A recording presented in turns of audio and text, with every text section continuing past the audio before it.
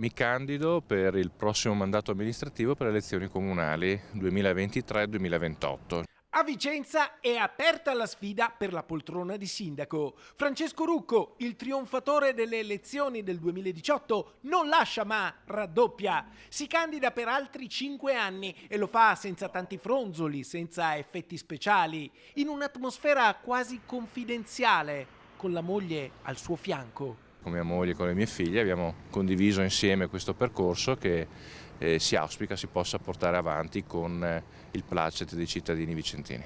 Francesco Rucco, dopo 5 anni da sindaco, è ancora un candidato civico, senza tessere di partito, a cui le forze di centrodestra confermano il loro appoggio rinunciando ad un alfiere di bandiera. Fratelli d'Italia non avrà un candidato di bandiera. Il candidato per Fratelli d'Italia che verrà sostenuto da Fratelli d'Italia è il sindaco uscente. Da parte della Lega c'è la piena volontà a continuare l'esperienza amministrativa a sostegno di Francesco Rucco. Più di 70 milioni di euro di PNRR che sono arrivati nella città di Vicenza, progetti importanti, l'acquisto di Palazzo Thiene e quindi siamo convinti di sostenere l'eventuale ricandidatura di Francesco Rucco e proporre un progetto e un programma alla città che guardi alla Vicenza del 2030. Per noi la candidatura di Francesco Rucco a sindaco di Vicenza per la prossima tornata era scontata, così come scontato l'appoggio di Forza Italia nelle prossime elezioni amministrative. Da settimane Francesco Rucco ha l'appoggio dei partiti di centrodestra, ma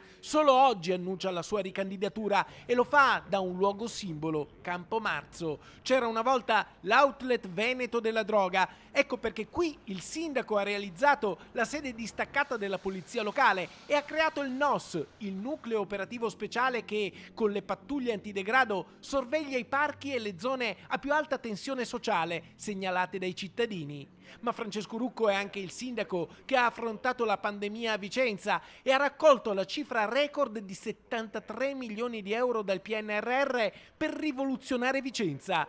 Un progetto di riqualificazione e di rigenerazione urbana che parte da Campomarzo e che, ed è la promessa, verrà portato a tutti i quartieri. La promessa è il massimo impegno, come abbiamo fatto ogni giorno per questi 5 anni, massimo impegno anche per il prossimo mandato e l'esecuzione e il completamento di tutti i progetti che abbiamo messo a terra.